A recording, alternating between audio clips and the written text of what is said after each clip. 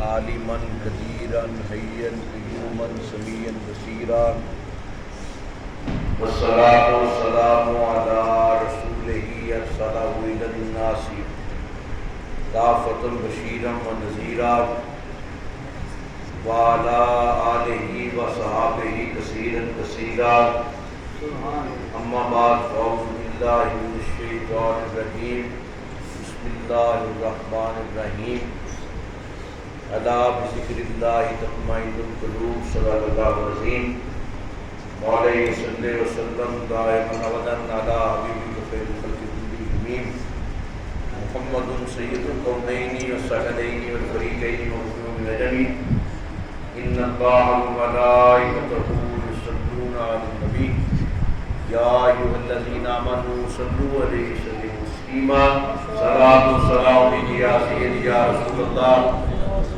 وعلی آلک و صحابک یا خاتم النبیین۔ حاضرین معظم، اللہ رب العزت کی بارگاہ میں التجا ہے خالق کریم جمعہ المبارک کی ہم سب کی حاضری اپنی بارگاہ میں قبول فرمائے آمین۔ سامعین محترم، اللہ رب العزت وحدہ لا شریک نے اپنے بندوں پر احسان عظیم اور لطف و کرم کا نزول فرمایا کہ جس زبان کو اللہ رب العزت نے اپنے ذکر کی توفیق، ذکر کی لذت اور حلاوت اور جس دل کو اپنی یاد کا نور عطا فرمایا اسے اللہ رب العزت نے دونوں جہانوں کے خزانے عطا فرمائے۔ حجت الاسلام حضرت سیدنا امام غزالی رحمۃ اللہ علیہ آپ یہ فرماتے ہیں کہ جو زبان اللہ کے ذکر سے اور جو دل اللہ کی یاد سے اس نعمت سے خالی ہے وہ خالی ہڈیوں کا ڈھانچہ تو ہو سکتا ہے، نہ وہ انسان بن سکتا ہے تو مسلمان تو بات کی بات ہے۔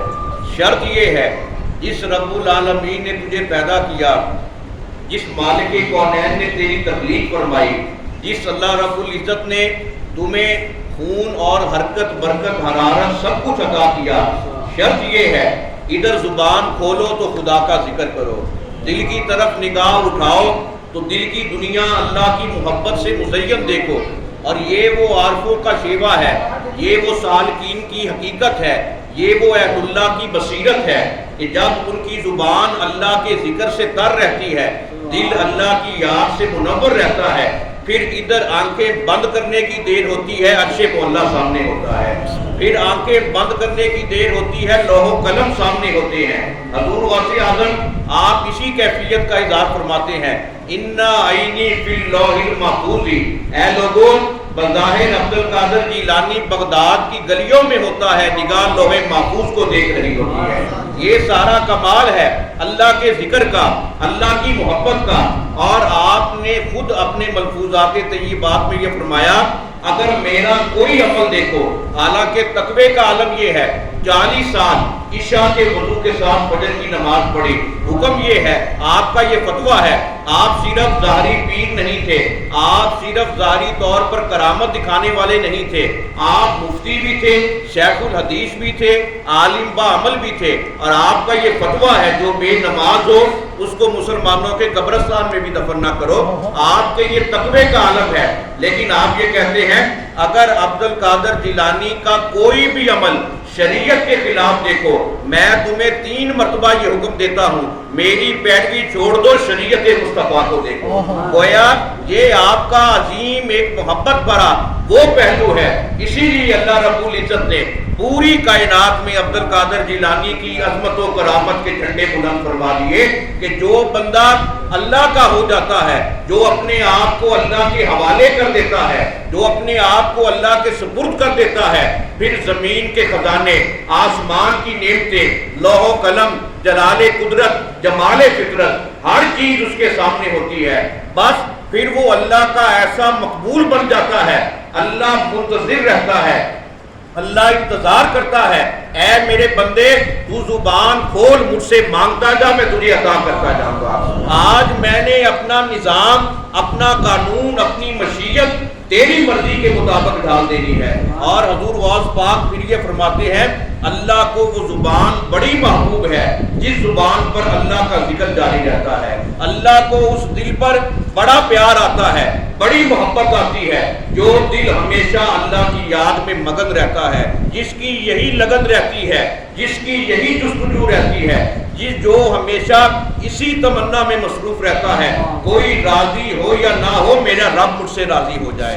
اور یہ وہ تقوی کا اعلیٰ ترین درجہ ہے, اعلیٰ ترین عظمت مقام ہے. اور پھر آپ یہ دیکھیں کہ ہم اللہ رب العزت کے اتنا قریب ہیں, کوئی انسان اس حقیقت کو سمجھ نہیں سکتا کہ وہ اللہ رب العزت کے کتنا قریب ہے.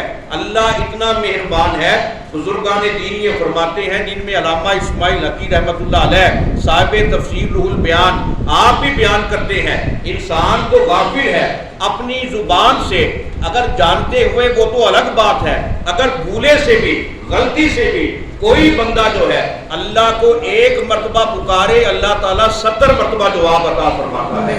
اور یہ اللہ کی کتنی رحمت ہے. وَنَحْنُ أَقْرَبُ إِلَيْهِ مِنْ حَبْلِ الْوَرِيدِ, اللہ رب العزت نے یہ فرمایا میں انسان کی شاہرگ سے بھی زیادہ اس کے قریب ہوں. اب آپ خود فیصلہ فرمائیں, اس حقیقت کو عام بندہ نہیں سمجھ سکتا, عام بندہ نہیں جان سکتا. یہ وہ جان سکتا ہے جو یہ سمجھے, جو یہ سوچے, جو یہ جانے کہ میں دنیا میں کس لیے آیا ہوں, میرا آنے کا مقصد کیا ہے, مجھے بھیجنے کا مقصد کیا ہے, کیا مجھے کھانے پینے کے لیے بھیجا گیا ہے, کیا مجھے آسائش کے لیے بھیجا گیا ہے, کیا مجھے مال دولت اکٹھا کرنے کے لیے بھیجا گیا ہے, کیا مجھے سہولتوں کے لیے بھیجا گیا ہے. یہ صرف دنیا دار کی سوچ ہے. اسی لیے وہ دنیا میں بھی ذلیل, قبر میں بھی ذلیل. جو اللہ کا ولی ہوتا ہے وَنَحْنُ أَقْرَبُ إِلَيْهِ مِنْ حَبْلِ الْوَرِيدِ, اس کا مصداق بن جاتا ہے. وہ یہ جانتا ہے میں دنیا میں کس لیے آیا ہوں, کس لیے بھیجا گیا ہوں. وہ یہ جانتا ہے میرے مولا میرا دنیا میں آنے کا کوئی مقصد نہیں ہے, کوئی نظریہ نہیں ہے. اگر مقصد ہے تو تیری رضا کا مقصد ہے, اگر تمنا ہے تو تیری محبت کی تمنا ہے. جب یہ شیوا ہو, جب یہ نظریہ حیات ہو, اللہ اپنے بندے سے وہ محبت کرتا ہے, وہ پیار کرتا ہے. بندہ قدم زمین پر اٹھاتا ہے چرچا عرش بری پر ہوتا ہے. بندہ دنیا میں سانسیں لیتا ہے, اللہ فرشتوں کی بڑی محفل میں ذکر کرتا ہے. اور یہ محبت کی معراج, یہ محبت کا شیوا.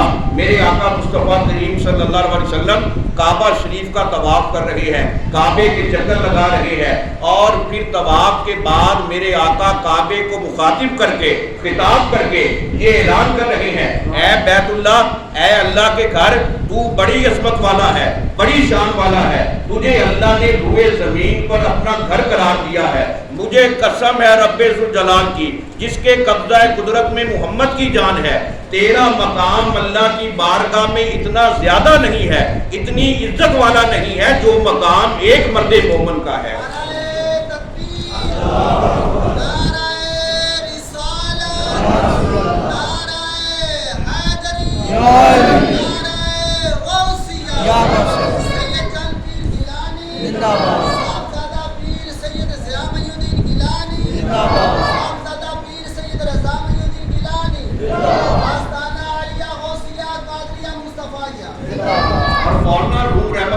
نے اس حدیث پاک کو بیان کرنے کے بعد یہ روایت نقل کی ہے کہ اے لوگوں دیکھو, کعبے کو تو اللہ نے اپنا گھر قرار دیا ہے, اور جو اللہ کا گھر ہے, اور یہ بات صرف سمجھانے کے لیے ہے, اللہ زمان و مکان کی حدود میں بالکل مقید نہیں ہو سکتا, وہ مابرہ ہے, مبرہ اور منزہ ہے. اگر اللہ رب العزت کسی جگہ پر سما سکتا ہے وہ بندہ مومن کے دل میں سما سکتا ہے. کعبہ اللہ کا گھر ہے اور بندہ مومن کا جو دل ہے وہ اللہ کا گھر ہے. اب غور طلب بات یہ ہے, جس دل نے اللہ کی یاد سے اپنے آپ کو آباد کیا, جس دل نے اللہ کی محبت سے اپنی محبت کو مضبوط کیا, جس زبان پر ہمیشہ اللہ کا ذکر جاری رہا, گویا بندہ مومن کا جو دل ہے وہ اللہ کی جلوہ گاہ ہے. ایسی جلوہ گاہ قلب المومن عرش اللہ. میرے آقا کریم نے یہ فرمایا کہ میرے نیک بندوں کو, میرے نیک غلاموں کو, اللہ کے ولیوں کو دیکھو, ان کے جو دل ہوں گے وہ اللہ کی جلوہ گاہ ہوگی. اللہ اگر جلوہ فرمائے گا ان بندگان خدا کے دلوں پر فرمائے گا. ان بندگان خدا کے دل ایسے پاک ہوں گے کہ ان کے دلوں پر خدا کا جلوہ ہوگا. اسی لیے حدیث قدسی میں آتا ہے اللہ رب العزت نے یہ فرمایا نہ میں زمین میں سما سکتا ہوں نہ میں آسمان میں سما سکتا ہوں. پھر صحابہ نے عرض کی آقا نہ اللہ زمین میں سما سکتا ہے نہ آسمان میں سما سکتا ہے, نہ زمین جو ہے وہ سمیٹ سکے نہ آسمان وسعت کو پا سکے, پھر وہ کہاں پر ہے؟ اللہ رب العزت کے نبی نے اللہ کے حکم سے یہ فرمایا حدیث قدسی میں آتا ہے نہ میں زمین میں نہ میں آسمان میں, اگر میرا ٹھکانہ ہے تو بندہ مومن کے دل میں ٹھکانہ ہے. اور یہی وہ دل ہے. میرے آقا نے ایک مقام پر فرمایا کہ تمہارے بدن کو دیکھو, بدن میں ایک خون کا لوتھڑا ہے جسے دل کہا جاتا ہے, ہوا قلب ہو, وہ تمہارا دل ہے, اس کا دل ہے. اگر یہ خراب ہو گیا تو پورے جسم کا نظام خراب ہو گیا, اگر یہ ٹھیک ہو گیا تیرا پورا جسم ٹھیک ہو گیا. اب غور طلب بات یہ ہے, عارفان حق یہ فرماتے ہیں ہر چیز کا کوئی نہ کوئی دل ہوتا ہے. یاسین قرآن کا دل ہے, حی علی الصلاۃ اذان کا دل ہے, کلمہ ایمان کا دل ہے, ہر برائی شیطان کا دل ہے. سب سے زیادہ جو غافل ہے وہ انسان کا دل ہے. اب انسان کا دل کیسا ہونا چاہیے؟ ادھر انسان ظاہری طور پر جب بھی نماز پڑھے, نماز کے بعد ذکر کرنے کے لیے بیٹھے, اپنی آنکھیں بند کرے, سامنے جمال خدا آ جائے, سامنے محمد عربی کا دیدار ہو جائے. یہ حقیقت ہے, یہ عبادت کا سراغ ہے, یہ عبادت کا راز ہے. اور علامہ اقبال اسی مقام کو بیان کرتے ہیں, دل دل لوگ کہا کرتے ہیں تم نے یہ جانا کیا ہے دل, چشم بصیرت واہ ہو جائے تو دید کی جا ہے دل. علامہ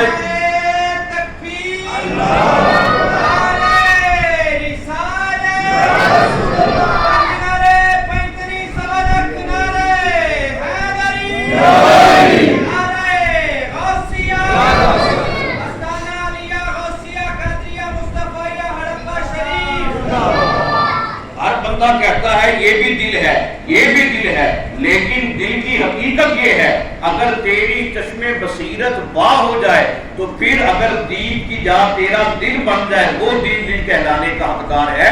اگر تو اپنے دل کو دید کی جا نہ بنا سکا, جلوہ گاہ حبیب نہ بنا سکا, جلوہ گاہ جمال خدا نہ بنا سکا, وہ تیرا دل کہلانے کا ہرگز حقدار نہیں ہے. اور پھر یاد رکھ لیجئے یہ دل ایک ایسی عظمت ماب چیز ہے. میرے آقا نے یہ فرمایا کہ جس بندے نے دنیا میں اللہ کا ذکر کیا ہوگا قیامت والے دن ہر بندے کا دل مردہ ہوگا, ذاکر کا, اللہ کے ذکر کرنے والے کا دل اس وقت بھی زندہ رہے گا. اور یہ دل ہے جسے میرے آقا محمد عربی صلی اللہ علیہ وسلم نے ہر عبادت کا جسم انسانی کا مرکز اور محور قرار دیا ہے. اگر یہ درست ہوگا ہر چیز درست ہوگی, اگر یہ درست نہ ہوا کوئی چیز بھی درست نہیں ہوگی. اور یہ اللہ رب العزت کا ہم پر خصوصی لطف و کرم ہے, یہ عنایات کا نزول ہے. حضرت معین الدین چشتی اجمیری رحمۃ اللہ علیہ جب آپ کا آخری وقت قریب آیا, ادھر آنکھیں بند ہوئی, لوگوں نے واضح طور پر یہ دیکھا, پیشانی پر یہ تحریر ابھر آئی, حبیب اللہ ماتا فی حب اللہ, اے لوگوں گواہ ہو جاؤ یہ اللہ کا دوست ہے, ساری زندگی اللہ کی محبت میں گزار دی, اب جب دنیا سے جا رہا ہے اللہ کی محبت میں جا رہا ہے. گویا دنیا میں زندہ رہیں اللہ کی محبت میں, دنیا سے جائیں اللہ کی محبت میں, قیامت والے دن اٹھیں اللہ کی محبت میں, قبر میں رہیں اللہ کی محبت میں, یہاں تک کہ اللہ انہیں اپنی محبت کا وہ نور عطا فرماتا ہے.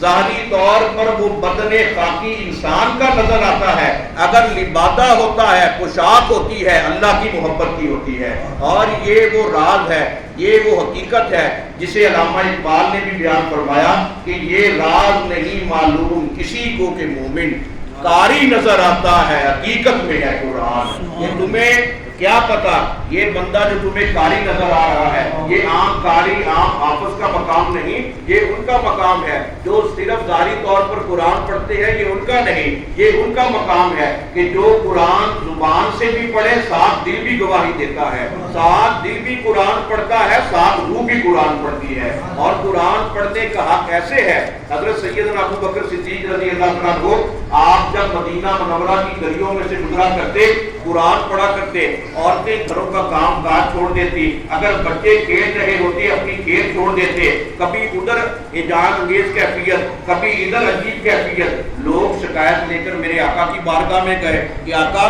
ہمارے روزمرہ کے کام رک گئے ہیں۔ میرے آقا نے یہ فرمایا ہوا کیا ہے؟ لوگ کہنے لگے ابو بکر صدیق جب گلی سے گزرتے ہیں بڑی محبت کے ساتھ قرآن پڑھتے ہیں۔ میرے آقا نے مسکرانا شروع کر دیا، حضرت ابو بکر صدیق کو طلب کیا۔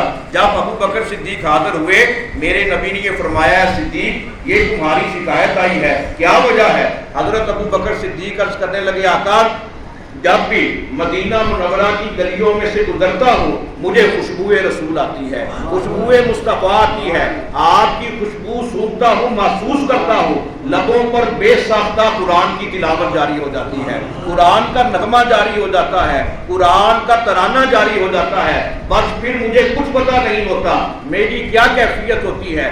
اگر یہ کیفیت ذکر کی ہو، اگر یہ کیفیت قرآن کی ہو، اگر یہ کیفیت محبت کی ہو، پھر بندہ مقام بھی صدیق کا عطا فرماتا ہے، خالی صدیق کا نہیں، صدیق اکبر جو سب سے بڑا صدیق ہے۔ اور یاد رکھ لیجیے یہ قرآن کا فیصلہ ہے، من النبیین والصدیقین والشہداء والصالحین، نبیوں کے بعد اگر دنیا میں کوئی افضل مقام ہے وہ صدیقیت کا مقام ہے۔ یہ مقام ایسے ہی نہیں ملا، یہ سوچ کی کیفیت، یہ محبت کے جذبات، یہ عقیدت کی وارثگی اور قلبی نظر کا جو ملان ہے یہ اللہ اسی کی وجہ سے عطا کرتا ہے۔ اور مولانا روم یہ فرمایا کرتے تھے یہ ہماری ذہنی پستی ہے اور یہ کم عقلی ہے جسے ہم یہ کہتے ہیں اسے آنکھوں سے نظر آتا ہے، یہ دیکھتا ہے، یہ بینا ہے، یہ دیکھ سکتا ہے، اسے دکھائی دیتا ہے، یہ تو ظاہری طور پر سب کچھ دیکھ رہا ہے۔ آپ نے یہ فرمایا اس کا دیکھنا کسی کام کا نہیں، اگر وہ اپنے دل کو تاریک رکھے ظاہری بینائی کا کیا فائدہ؟ اگر تیرا دل روشن ہے پھر تیری ظاہری بینائی بھی ہوگی، اور دل کا نور تیری ظاہری بینائی پر ایسا اثر کرے گا تو زمین پر بیٹھا ہوگا قبر عرش مولا کی دے گا۔ اور یہ صلہ اللہ کے ذکر کے نور کی وجہ سے، اللہ کے ذکر کی معرفت کی وجہ سے۔ اور حضرت ملا علی قاری رحمۃ اللہ علیہ آپ یہ فرماتے ہیں الا بذکر اللہ تطمئن القلوب، اس کا مطلب یہ ہے، اس کا مفہوم یہ ہے جو بندہ اپنے دل کو بیدار رکھنا چاہتا ہے وہ اللہ کا ذکر کرے۔ اور حضرت ملا علی حیتی رحمۃ اللہ علیہ جنہیں اللہ رب العزت نے بڑا مقام عطا فرمایا، اور اس دور میں آپ کو ملا کہا جاتا تھا، فقہ کے آپ بہت بڑے آپ امام بھی ہیں، اور آپ سے لوگ استفادے کے لیے بہت دور دور سے آیا کرتے تھے۔